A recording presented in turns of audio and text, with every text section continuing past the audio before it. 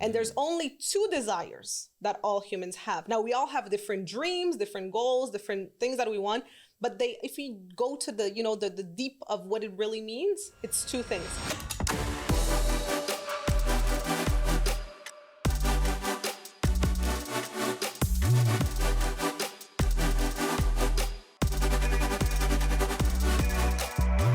Welcome to the Warrior Growth Academy podcast, the podcast that we go on a journey of discovering who we truly are and becoming the best versions of ourselves. Our guest today is an incredible, I don't want to underuse those names, but goddess or queen. As soon as she walked in the room, the feminine energy went through the roof, but also the masculine energy. I was like lost and I didn't know how to calibrate. Anyways, now it's been 5 minutes we've been sitting down, so I think I calibrated that well enough.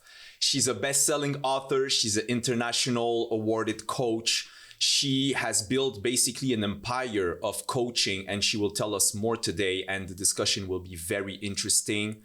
Welcome, Alexandra. Well, thank you very much, Jakub. Very nice introduction. Thank you. I appreciate that. My pleasure.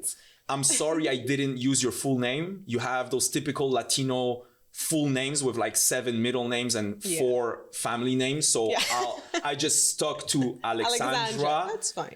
But that's fine. You want me to say the whole name? Yes, please. Alexandra Villarroel Abrego. That's with the Spanish pronunciation. I can also say just English, Alexandra Villarroel Abrego. Okay. So people understand a little more. Talking about my family name, I was actually in Bolivia and I brought you a little gift. Oh, that's why you didn't want me to put the bag elsewhere. Yeah. Wow. So it's just a little something, right? So first of all, we have these chocolates are called Manjar de Oro. It's typical from Santa Cruz de la Sierra, Bolivia, where my family is from. I was born and raised in Montreal, Canada, right? But my whole family is from there. And these in the bag are cuñapés. So these are like these, how can I say? These cheese breads, and it's made with tapioca flour, so it doesn't have gluten. So a lot of people love them. So I love eating, like my grandma, her whole diet consists of just cuñapés. She just doesn't want to eat nothing else. She just loves that. So wow. I don't recommend it. You should eat other things, but she's 93, so she does what she wants.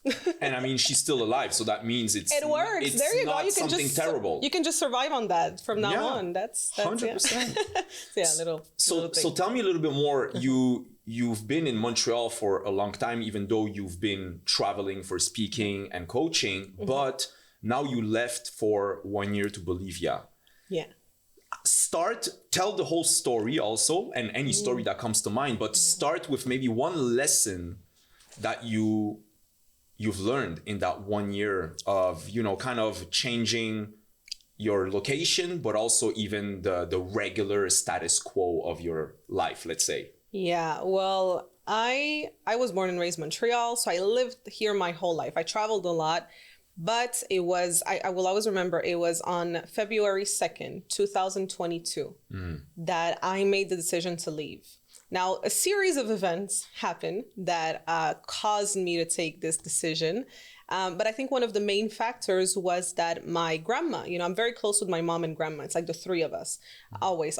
And my grandpa too, but he unfortunately passed away. So it was the four of us before, now it's the three of us. And she's getting old, she's 93. And there's not a lot of, I find, assistance here in the northern hemisphere of the world, in the Western world, should I even say. I think it's just like, people get old, let's put them in a home and that's that. For us, it's not like that. So, and I don't judge no one who does that. It's fine. Everyone has their own situation. But for us, it was like, we can't do that. We don't want to do that. For my mom, it was getting really hard to take care of her because she has Alzheimer's. She also fell. She can barely walk. So I think one of the main factors was let's go to Bolivia. Over there, she can have right now she has 2 full-time nurses because it's available. Here, we tried to look for a nurse. It was super difficult. Plus, it was like, the prices were exorbitant, like ridiculous, Plus, she only speaks Spanish, so it's hard to find a nurse that only speaks Spanish. Yeah. And that was one of the main reasons. But it was a series of events. I think that after COVID, happened, there was this feeling in me that was like, I don't know if I should be here anymore. But because sometimes you get into life routine and just living your life, and you don't question things because this is where you're born, my hometown, and blah, blah, blah. So I was like, I'm just going to stay. But then I said, let me just try something else. So I've been in Bolivia, but I've been traveling a lot as well. But yeah, I love, and in terms of in lessons, I would say listen to the signs. Listen to the signs that life sends you, because if I wouldn't have made that decision a year ago, I don't think life would be so good. I think that just an example, okay, just a weird example. Before I left Montreal that year, 2021, I was getting a lot of skin issues, like a lot of pimples, a lot of acne. I've never had acne in my life. Okay. The moment I decided to leave, it was gone. Now, this might be a coincidence, I don't know.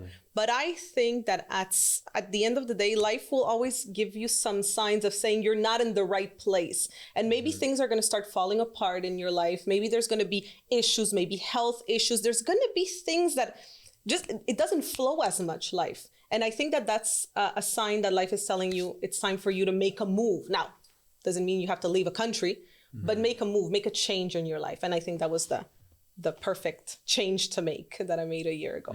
So yeah. Beautiful. and you mentioned that kind of, COVID times, right? That obviously disrupted a lot of, well, I was about to say a lot of lives, basically the whole world in different ways. Obviously, what was your experience during those times? And it's funny because right before COVID, at the end of 2019, going to 2020, I was again in Bolivia, but I was there just for like a month with family. And my resolution for the new year was to not travel as much in 2020. Because I had been traveling a lot, and I really, you came to my housewarming party, the penthouse. I wanted to enjoy the penthouse, right? Jacuzzi, have a routine, live my life. So I was like, 2020, I just want to like relax, just relax, not travel. Then 2020 comes, and then borders get closed. Yeah. So then I was home. I was honestly loving it. I was baking bread. I was cooking. I was in the jacuzzi. I was just living my life. I really, really enjoyed it. And I think that's how life should be. Whatever the situation comes your way, you should try to make the best out of it, right? In terms of coaching, the industry, a lot of people started pivoting more online, which was great, so you have to always try to see the good in whatever happens. So to me, it was a good experience. And it was a way also to connect more with family. As I mentioned, my mom and grandma, we weren't living together, so I told them to come to stay with me during the COVID period. So it was really nice, good memories. Nice. It was really like family time. It was nice. So yeah. Beautiful. And what have you sensed since you are in contact with a lot of people, even though you live your own life, but you speak to clients, other coaches, etc., friends. What shifts and also kind of ups and downs or whatever, what that same period of time, those COVID times, how did it disrupt or helped in general people that you've talked to? Just like with any crisis in general, as they say, before creation comes chaos, and that's just one of the rules in the universe, the Big Bang. It was chaos, and then comes creation. So I think a lot of people, that's why people got creative during COVID. A lot of people started businesses. A lot of people were cooking. Cooking is part of creativity, right? A lot of people were making art all of a sudden. So I think it just awakened. I think you had two choices. You could either stay in the chaos part of it and just really spiral in a downward spiral, go in a downward spiral, or you could choose to create. One thing I was sharing with my students during COVID, I was saying that the 3 keys to make it through this are, first of all, creativity. So I was saying the 3 C's, right? So it was creativity, just create, even if it's start a project or just even, paint something, just create, use the energy of creativity, contribute. So a lot of my students, I was very proud of them because they were starting to contribute a lot, give a lot of free things, do free webinars or whatever. So contribute and connect. I think that the people that had it the worst during COVID were people that were not connecting with others, right? That were lonely. And that's very, very sad when they were in situations where they were just alone and they didn't have anyone, but that's when you had to find ways to connect, right? You can just go online. There was, what were we doing during COVID? It was crazy times, Tinder? right? No, there was, there was the whole, the parties on Zoom. People were nightclubs. Remember that? I almost forgot Instagram, about that. on Zoom. Yeah, people were literally like clubbing on Zoom and Instagram. I started a club. Really? You started? So you see, there you go. Yeah, that's what we were doing. That was one of my ways of coping. Exactly. And contributing also, because that's a contribution. Yeah, I was doing like 1 hour a week with like, high energy music, super sunny, super like good vibes. And people were like dancing, and I was like accepting requests of people so you can see them, right? To have that kind of presence. And it helped me a lot, not just for the good vibes, but also for the fact that I bought like a little DJ set, like the basic one, right? To learn how to mix. So it was a challenge, a creative challenge to like put my energy and focus onto something. And, in the moment, I won't lie, like in the beginning, I was shocked and disrupted, not in a positive way. With COVID, yes. when it hits. Yes, yes. And then I was like, okay, wait, this is going to the wrong direction. How do I approach this situation? Yeah. So like, I think you mentioned whatever creative expression is, right? It doesn't have to be something huge. It can be baking one bread a week. It's still it's a process and a project. Exactly. Right? And it just keeps you busy. It keeps you happy. And you don't, I think also people that had it the worst during that time, it was people that were alone, that felt a lot of loneliness. Yeah. And then also people that were in a state of resistance, right? And when you're in a state of resistance, it's not a good thing. It's like, I don't know, like they give examples, of if, let's say you're holding on to like a rope or something and you don't want to let go and it's burning your hands and it's burning, but you're like, no, I don't want to let go. But sometimes you just have to let go, and then you'll fall, and next thing you know, you have a parachute, right? So I think that if you're in a state of resistance of like, why is this happening? Oh my God, no, this is not, I want the world to be back to what it was. That's when people suffer. That's the only, reason why people really suffer. Yeah. You mentioned the state of resistance. How does it manifest itself? Like give an example, not the diagnosis, let's say, but kind of like, how does it show up in someone's life? Because, sometimes we don't even put the finger on what is happening to me, right? Like you just feel bad or great. Yeah. You're not clear on where does this come from? Why is this happening? Why am I feeling like this? Right. So state of resistance, how does that work? A state of resistance is just not accepting what is, right? And what is the present moment, what's happening to you, what you're going through. It's just not wanting to accept that, right? It's wanting to either, they say, I don't know who says this, but they say that if you live in the past, it's depression. And if you live in the future, it's anxiety, right? Yeah. So it's living in those two, realities that don't even exist, and refusing to be in what is happening now, the present. So I think a lot of people live in that, they live in resistance of what's happening right now. If you don't accept the things that are happening, you'll never learn the lessons that you're supposed to learn as you're going through those things, right? If you're just stuck in the past, or just always thinking about there's going to be an ideal future in the future and I want to be there, that's just being in a state of resistance. I think a lot of people, that's where suffering is, right? If you just live in the present, you accept what is, you don't suffer. And I've been through a lot. I've learned this many years ago with experiences of going through very, very difficult situations, and thinking sometimes, why is it happening to me? This is not fair. And that's resistance, right? That's not understanding that it's okay. You need to go through this, and you'll make it through the other side, but just accept what is, basically. Yeah. Very interesting. And how do you, if let's say you identify this in your life, you're aware, you see that this is not helping you, this is not serving you, how can you be more accepting of the present, right? Because it sounds so simple and beautiful, but like, it's not just clapping your fingers and being like, oh, I've just accepted the present. Yeah. How do you do that? I think sometimes life is going to put you in a situation where you don't have another choice but to be in that acceptance, right? I remember when I was 22 years old, I went through a situation where the future was very, very uncertain. I think during the pandemic, that's what a lot of people felt. and even up to this day, I think a lot of people feel that, right? When the future is very uncertain. So you can really make plans for the future. You can really like think of things that you should do in the future. And also, while the past, you don't even need to, think about it anymore. So you're kind of stuck in this place where this is the present and this is what is. Now, I don't know if I want to get into like more the spiritual side of things, but I remember for me, one of the things that I started studying at that time as I was going through that was the chakras, let's say.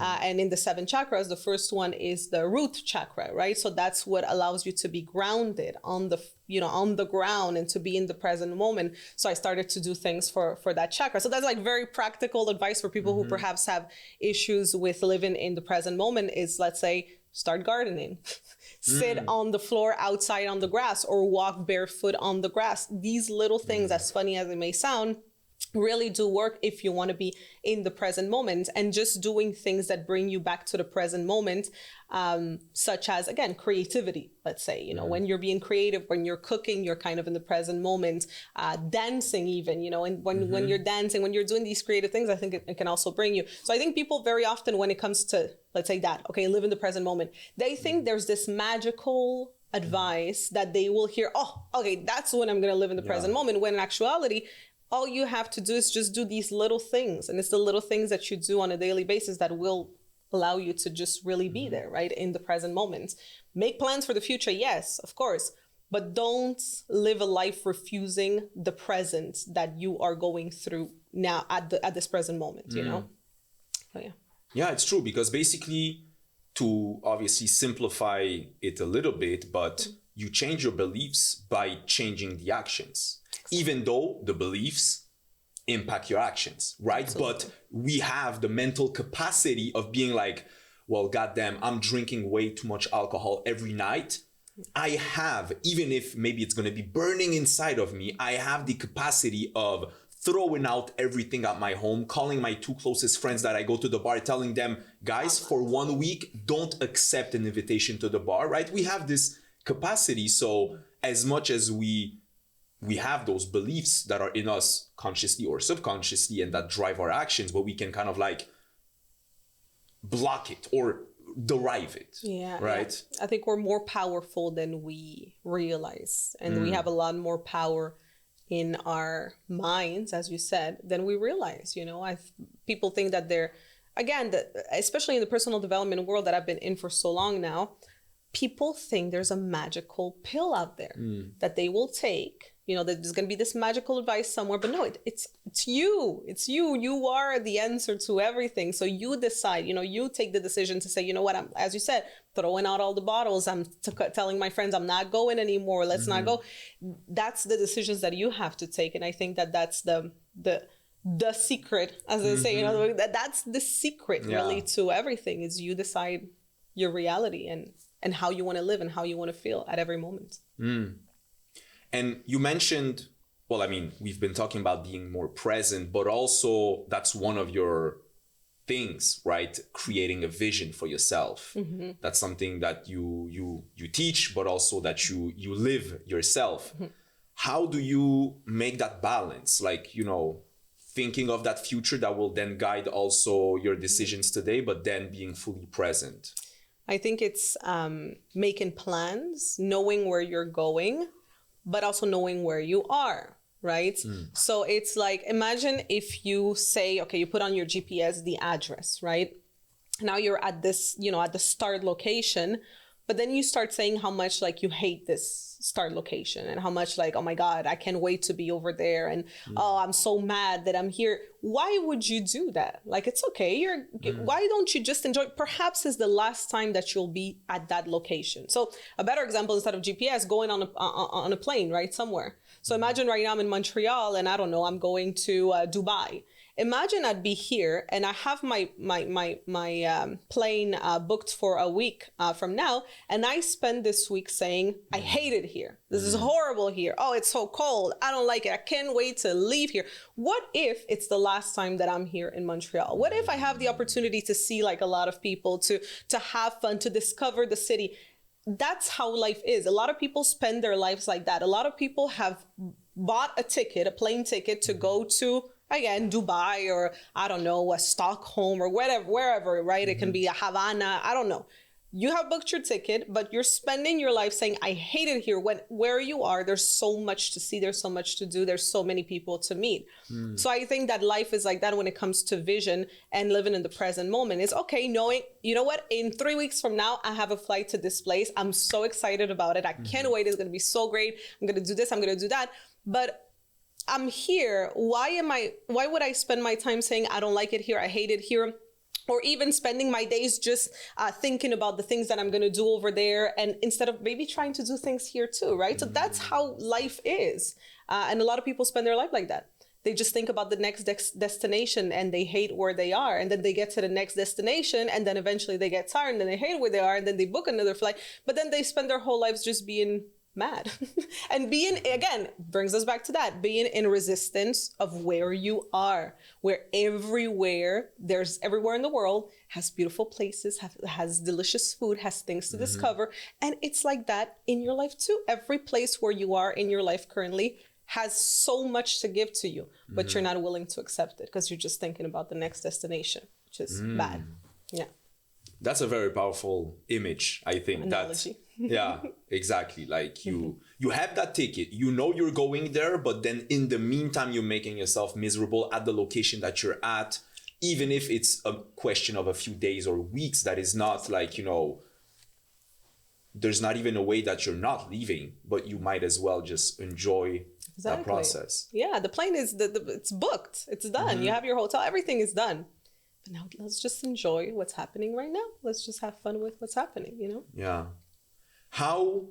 What situations in your life you've had kind of those most powerful lessons, right? Because this is a huge mindset shift, right? And I'm not saying where does this come from for you, because it might be something that you just learned throughout time in a very peaceful and simple way. But like within your life, what situations made you like really shift and transform? There's been a few. I think that the most memorable one, and the one I speak a lot on conferences, there's actually been one, the series of events that has led me to leaving. That was one situation. I still haven't talked about it publicly, and I always wait 3 years at least to talk about something that has happened to me that has been a major life lesson, because I feel like in that time I have more perspective and I get to really understand what the lessons are and to really share something of value, right? So I always keep it, and then I can kind of like even like develop a conference on it, right? Just have like the right way to share it. So anyways, I'll share that in about 3 years, right? Okay. But there's one thing that happened to me when I was 22 years old in 2012. I started my business when I was 19. I wrote my first book when I was 19. I started everything at that point. I started YouTube also at that age. And the first 2-3 years of me being in business and doing this were all, I was very, very in that energy of, I have my plane, my ticket booked and I want to be there. And I hate it here. I hate, my life right now. I want to be successful. I want this, I want that. So I was working towards that vision, but being very discontent with where I was in my life at the time. And I was so young, right? I should have just been enjoying my youth. But no, I was so mad. I just wanted to be successful, right? And then, as the universe would have it, the perfect situation happened to me. One of the things that I would always say before that is I want to be free. I want to be financially free. I want to have financial freedom. January of 2012, I go on a trip. Coming back from the trip here in Montreal in customs, they're doing a check to all of the people in the plane, and they go through my stuff. They ask me how much money I have. I was like, nothing, because right now I'm starting my business, I don't have money. And then they find this pack of $100 US bills in my wallet. And they say, "What is this?" And I say, "Well, that's fake money." And they're like, "Fake money?" And then I explain, I'm like, well, my family's from Bolivia. There's this superstition that over there, in front of the churches, they sell fake bills. It's written very small, no para uso legal, not for legal use. So I was like, I'll put it in my wallet so that I'll attract the money, right? The subconscious mind, blah, blah, blah. I heard Tony Robbins once say that when he was young, he would put 5 $100 bills in his wallet. I was like, I don't have 5 $100 bills in my wallet. Let me put fake money in I'll just put the fake bills, because my intention was obviously never to use it. the paper, you could tell it's fake. But turns out that's possession of counterfeit money. So that day I was arrested. And for that year, I went through a whole process of almost going to prison for 17 years. It was not a joke. It's funny now. It's a funny situation when I share it. But that year was a very, very difficult year in my life. I didn't know what was going to happen. All of a sudden, all the dreams that I had of success, I wanted to travel and get conferences in the world. Well, now it's, even if I don't go to prison, I might have a criminal record. If I have a criminal record, then perhaps I might not be able to do that. There was all of that was happening. It was towards the middle of that year, in that summer, that one night I had like this night where I was not good. I was really crying and I was like, why is this happening to me? This is unfair. What have I done? And I just felt like something, I don't know, depends on what people believe in. I say God, but just like something tell me, this is why, all of the reasons, this is what's going to happen in the future. And this is just like preparation. And you need to come back to the present. So in the following weeks and months, I went through that whole, as they call it, spiritual journey, right? Because now that's people turn to spirituality when they can find the answers or solutions in the physical world, right? So I started to turn to that. That's when I got into the chakras. That's when I got into the present moment. That's when all the feminine energy, I realized I was too much in that masculine of go, go, go. I needed to be more in the feminine. And yeah, it all started like that. But that was test of life that really allowed me to live that, right? Because now at that point I was in resistance before that. And at that point I had no other choice but to be in the present moment. I really had to, because the future was so uncertain. I didn't know what was going to happen to me. I didn't know if I was, honestly, that could have been an option. And I always say, I think that if I wouldn't have learned the lessons of that test, of that literal trial, I think I probably would have been to prison, maybe not 17 years, but perhaps because that's when my lawyer at the time told me, perhaps like 2 years or something in probation time. Because it was possession of counterfeit money. I just didn't know that, I don't know, it was fake money, but it wasn't really fake money, for use purposes, but I was in possession. So yeah, but then after that, on October 17, 2012, I was freed and the situation was over. So, wow. Yeah. That's pretty crazy. It was. It was. What made you start at 19 to become a coach and a writer?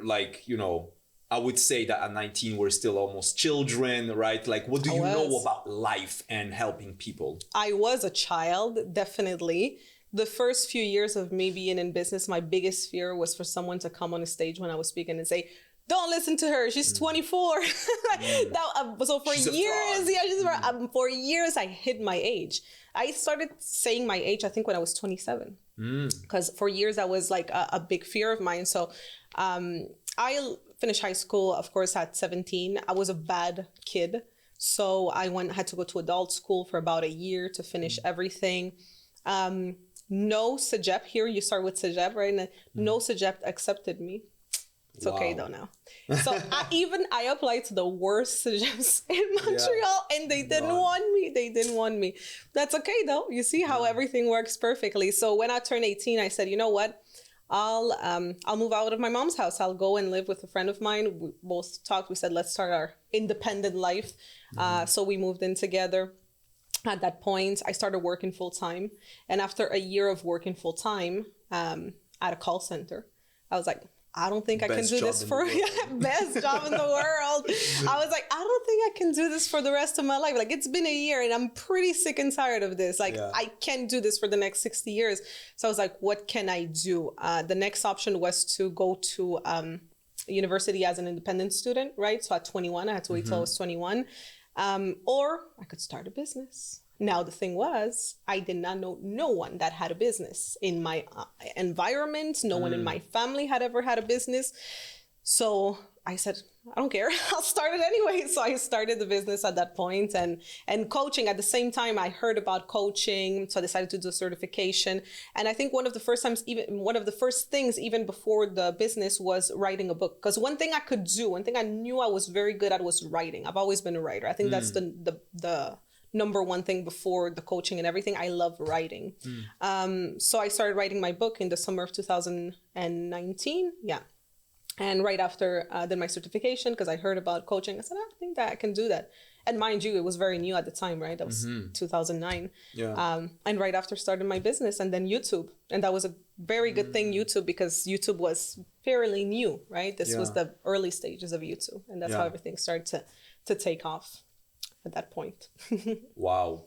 So today you've had over 30,000 students, correct? Oh yeah, over 30,000 students right now I think we're in over 50 countries, if I'm not mistaken. Wow. Because we have 15 online courses on different topics, but we also have one that is a certification for people who want to become coaches. And just in that program, we have the graduates alone are in 12 countries. So we have coaches, AV International certified coaches in 12 different countries in the world, which is pretty nice. I like that. Wow. Yeah.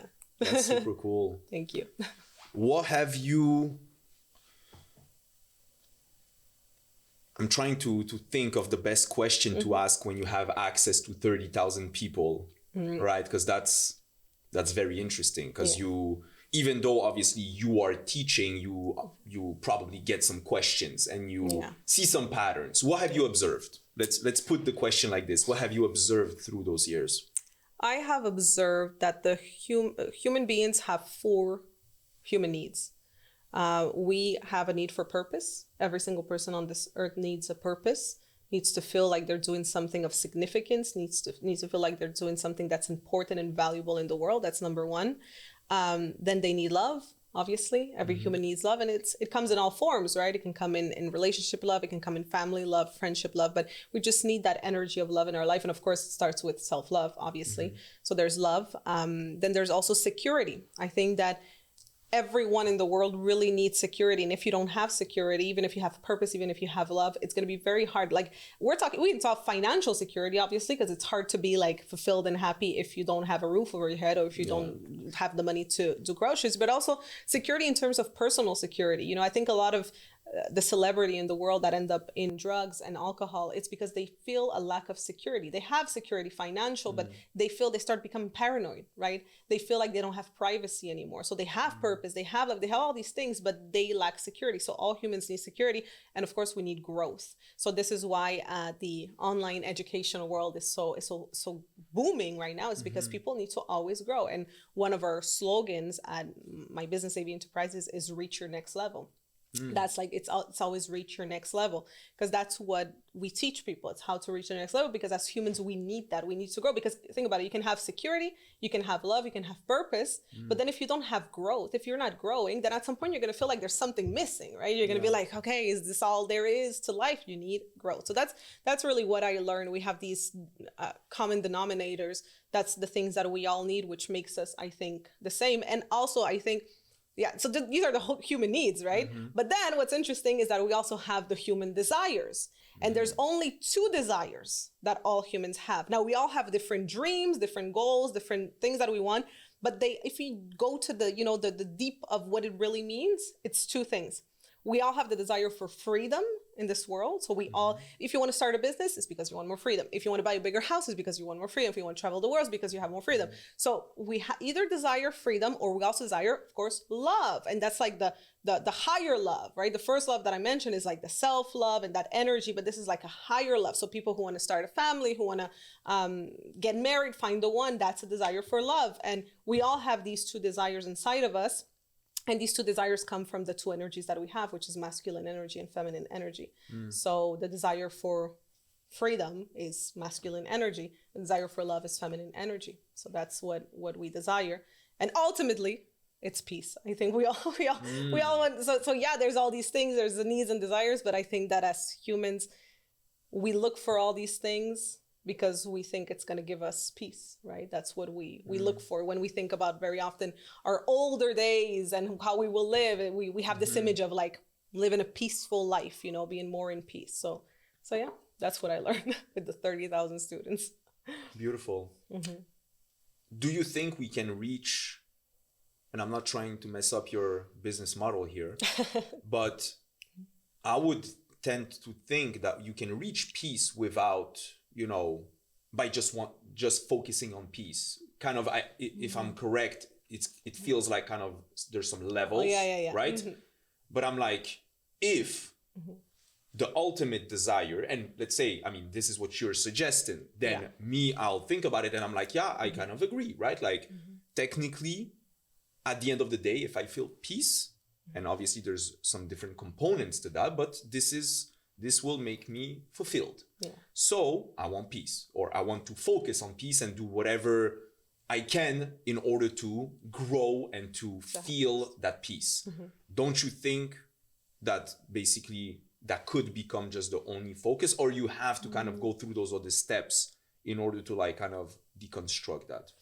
It's a very good question. I think that if we look at what gets us to peace, it is those little things. That's my opinion. Like, again, if we talk about security financially, yeah, of course you perhaps don't need that. You know, if you want to be like Gandhi, you know, you're not going to need to have financial security. But then again, we could argue on that, because a lot of the peace world, the world peace names, well, the people that are promoting peace, they have financial backing in order to promote their message, right? And I think that in history we see that. So there's a security, but I think the security of feeling like no one's after you.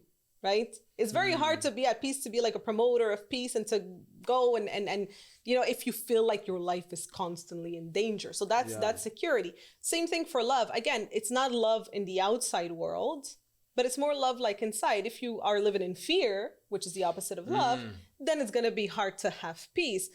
Growth. I think maybe growth could be arguable because, well, but then again, when you go into peace, even in Buddhism, you know, there's levels, right? To the levels of enlightenment, right? There's the different levels of enlightenment. So again, it brings us to growth a little bit. And then purpose, I think that the purpose could be just, you know, peace, basically wanting to promote peace, wanting to have a purpose, because people who, let's say, go in a monastery, right?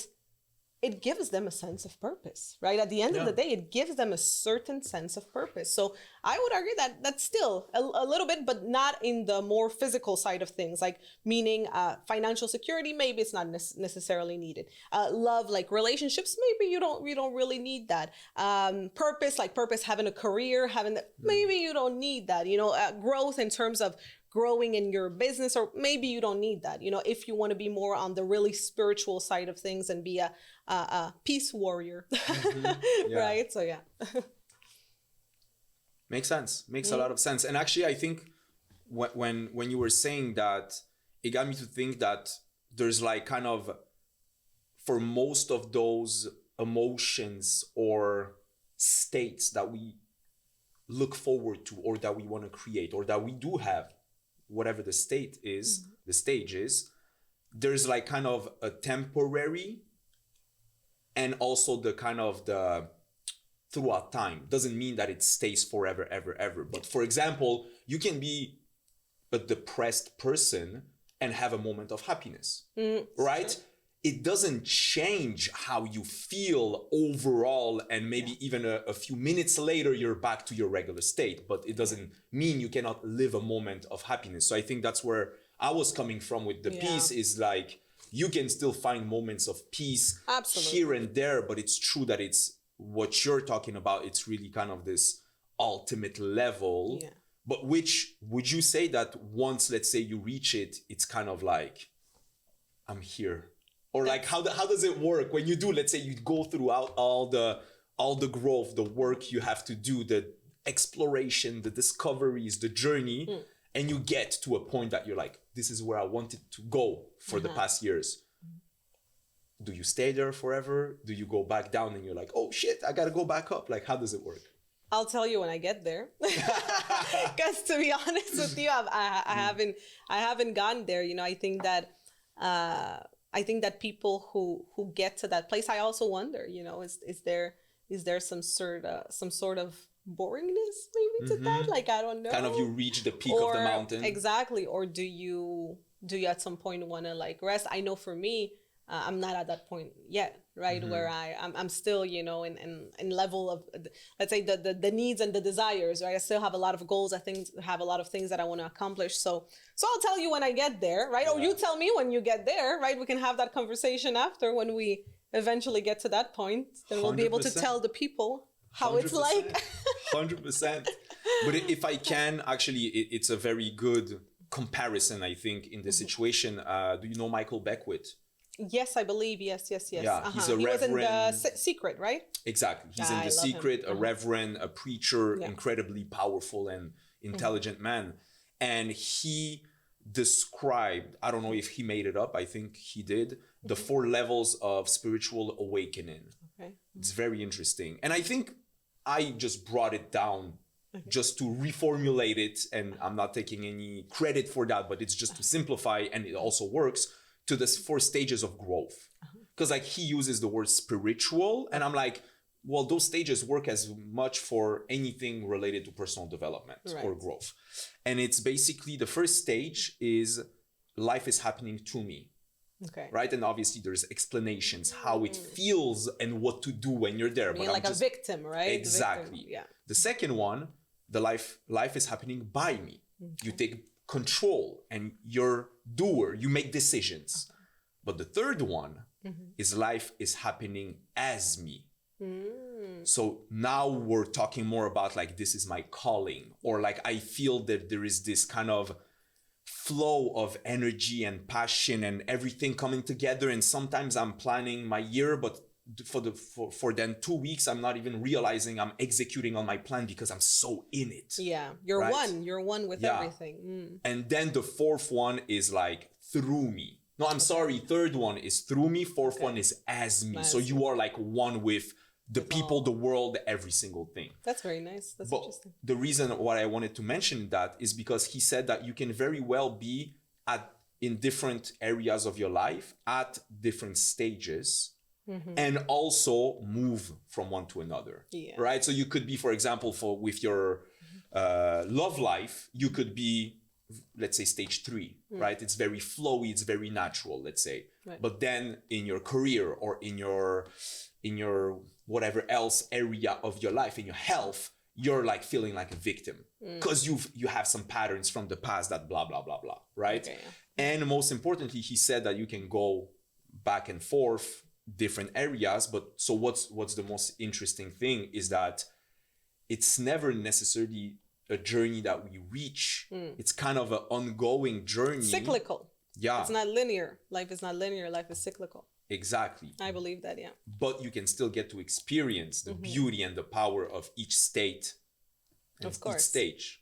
It's like the seasons, right? In nature. Exactly. As you go through the seasons, after winter comes spring, then there's summer, time for celebration, everything. Then there's fall, preparation for the winter. Cyclical. Yeah. Just nature tells us already that it's like that, and we ignore it, and we think life is linear. Yeah. Like this, going there, and that's it. But it's not like that. How do you use the seasons and the cycles of life to your advantage, let's say? Well, I use them actually a lot because one of the things that I share a lot with my students is, I don't know if perhaps you or your audience, you're familiar, the Wheel of the Year, the 8 holy days. No. You're not familiar with that concept? Please share. It's super interesting. I love it so much. So this was many years ago, 2018, that I discovered this concept. Back in the day, our ancestors, well, especially in the Northern Hemisphere, they used to celebrate certain points in the year.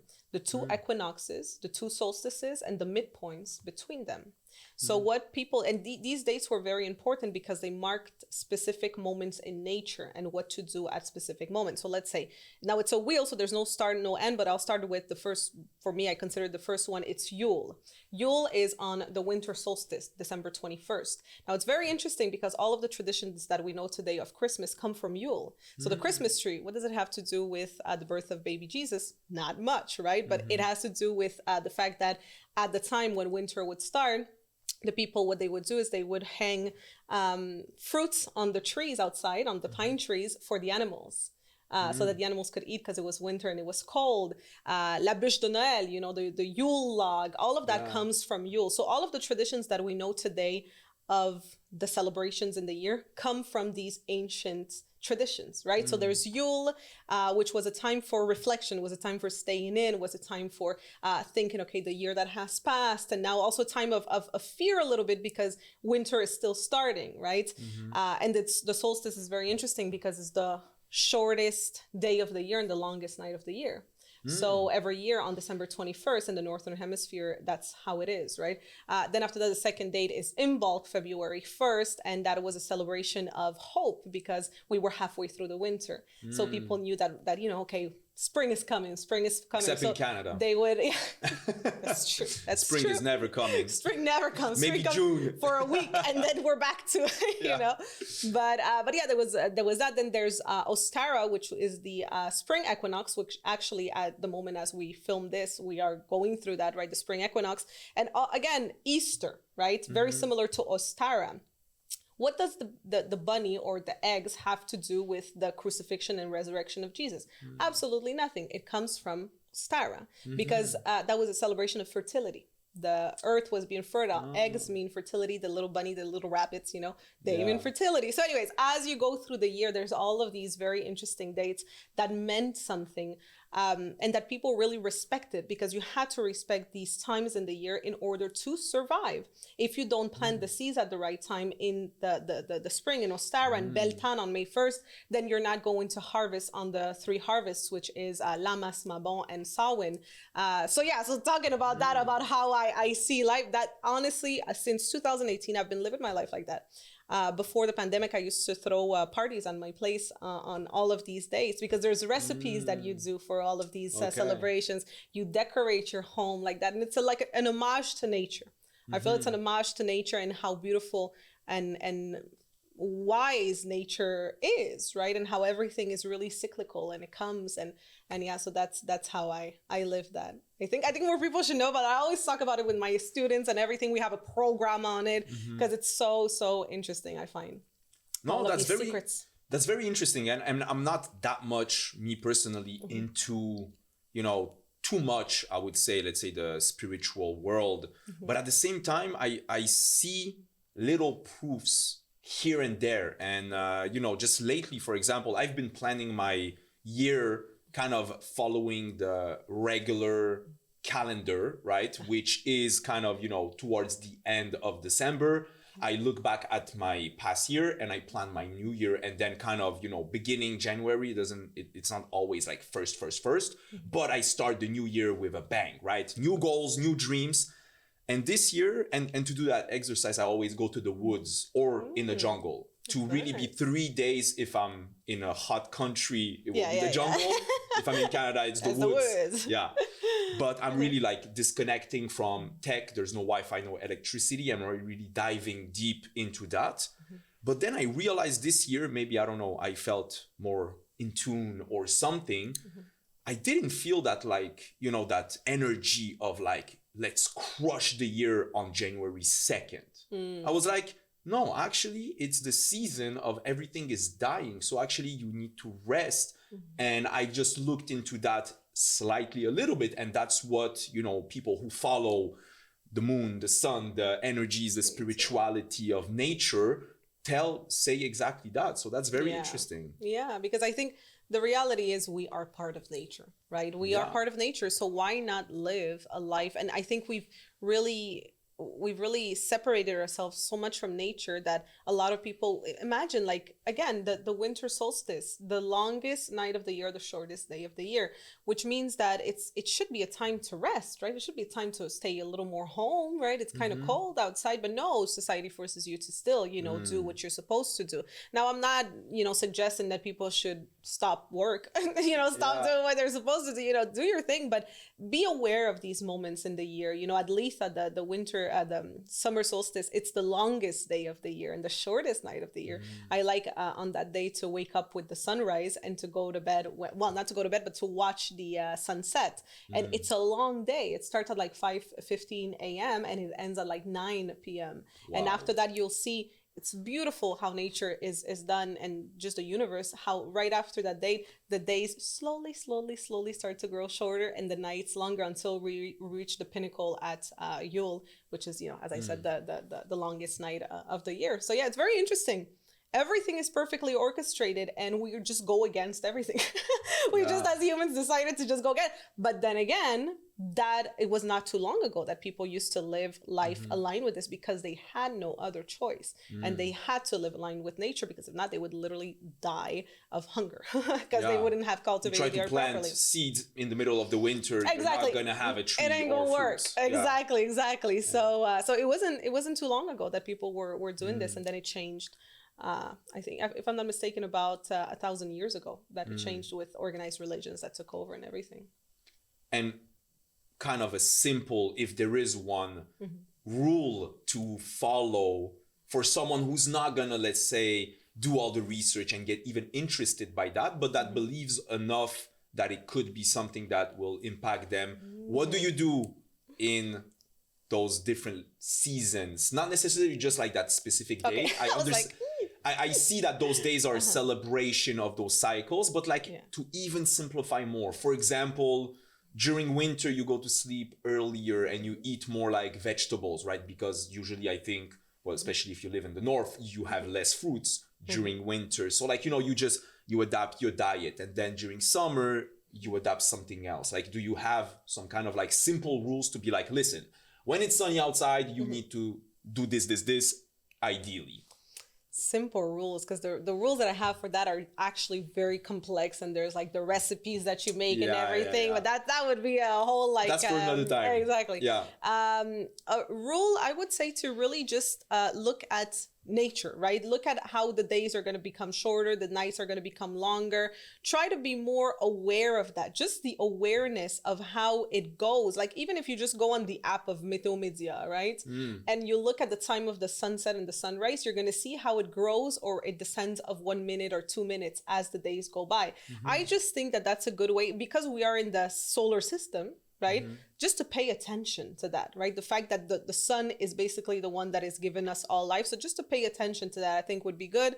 And then I would say to also perhaps try, if it's possible, to eat what's local and what's available at certain times of the year. So let's say Samhain, which is on October 31st, which is now known as Halloween. Why do we have the pumpkins? It's because that's the final harvest of the year, and that's when the pumpkins are available. The squashes are available, so that's what people would eat, right? But very often we just eat whatever we want, because now there's supermarket and everything is imported and exported. So maybe just try to like eat what's available at that time in bulk. Last thing I'm going to say, because if not I could go on and on.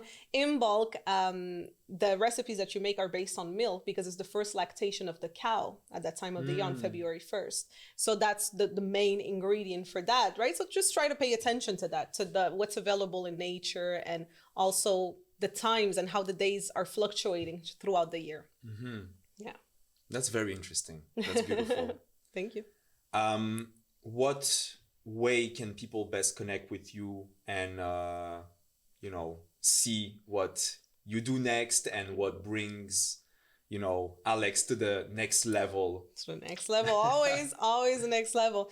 They can pretty much find me anywhere. I'm on Instagram, of course, Alexandra Villaruel Abrego. YouTube, also we have 3 channels. One in English, one in French, and one in Spanish, of course. And on my website, alexandravillaruel.com, obviously. Awesome. Yes. Awesome. Thank you so much for being here Thank today. you to you. It was a pleasure to share with you. It was. I hope you've enjoyed this episode. Don't forget to subscribe to the channel, and also to check out the Warrior Growth Academy podcast on all the audio podcast platforms, because there's more episodes that haven't been filmed yet. I wish you a wonderful day, and I will see you at the next episode of the Warrior Growth Academy podcast.